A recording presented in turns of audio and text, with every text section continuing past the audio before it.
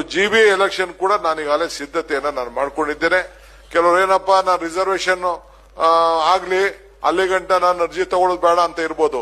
ನೀವು ಅರ್ಜಿ ತೆಗೆದುಕೊಂಡು ನೀವು ತಯಾರಾಗಿ ನೀವು ಬೂತ್ ಮಟ್ಟದಲ್ಲಿ ನೀವು ಕೆಲಸ ಮಾಡಿಲ್ಲ ಅಂದ್ರೆ ನೀವು ಎಷ್ಟೇ ದೊಡ್ಡ ನಾಯಕರಾಗ್ಲಿ ಈ ಡಿ.ಕೆ. ಶಿವಕುಮಾರ್ ನಿಮ್ಮನ್ನ ಗುರ್ಸೋದಿಲ್ಲ.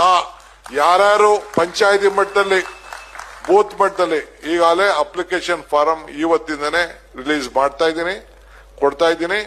ಜನರಲ್ ಅವರು ಯಾವುದೇ ಕ್ಯಾಟಗರಿ ಇಟ್ಕೊಳ್ಳಿ, ಯಾವ ಕ್ಯಾಟಗರಿ ನಾವು ನೋಡ್ತೀವಿ, ಯಾರ್ಯಾರು ಅರ್ಜಿ ಹಾಕೊಂಡಿದ್ದಾರೆ, ಯಾರ್ಯಾರು ಅದಕ್ಕೆ ಅರ್ಹರಿದ್ದಾರೆ ಅನ್ನೋದು ನಾವು ಆ ತೀರ್ಮಾನ ಮಾಡ್ತೇವೆ. ಈಗಾಗಲೇ ನಮ್ಮ ಪಾರ್ಟಿಗೆ ಅರ್ಜಿಯನ್ನ 15ನೇ ತಾರೀಕು ಒಳಗಡೆ 1ನೇ ತಾರೀಕಿಂದ 15ನೇ ತಾರೀಕು ಇವತ್ತಿಂದನೇ ರಿಸೀವ್ ಮಾಡ್ಕೊಳ್ತೀನಿ. ಜನರಲ್ ಅವರು 50,000 ರೂಪಾಯಿ ಕೊಡಬೇಕು, SC/ST ಅವರು 25,000 ರೂಪಾಯಿ ಬಿಲ್ಡಿಂಗ್ ಫಂಡ್ ಅಪ್ಲಿಕೇಶನ್ ಅಲ್ಲ, ಬಿಲ್ಡಿಂಗ್ ಫಂಡ್ಗೆ. ಈ ಬಿಲ್ಡಿಂಗ್ ಕಟ್ಟಬೇಕಲ್ಲ, 60 ಕೋಟಿ ರೂಪಾಯಿ ಇಲ್ಲಾಗ್ತದೆ, ಸಿಟಿ ಆಫೀಸ್ 20 ಕೋಟಿ ರೂಪಾಯಿ ಆಗ್ತದೆ, 80 ಕೋಟಿ ರೂಪಾಯಿ. ಎಲ್ಲಾ ತಾಲೂಕಲ್ಲೂ ಬಿಲ್ಡಿಂಗ್ ಕಟ್ತಾರೆ. KPCC ಏನೋ ಒಂದಷ್ಟು ದುಡ್ಡು ಕೊಡ್ಬೇಕಲ್ಲ, ಯಾರು ಕೊಡ್ತಾರೆ?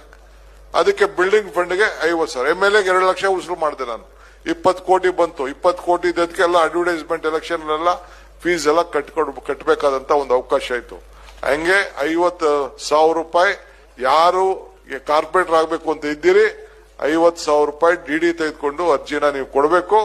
25,000 ರೂಪಾಯಿ SC/ST ಗೆ ಈ ಅವಕಾಶವನ್ನ ನಾವು ಮಾಡಿಕೊಟ್ಟಿದ್ದೇವೆ. ಈ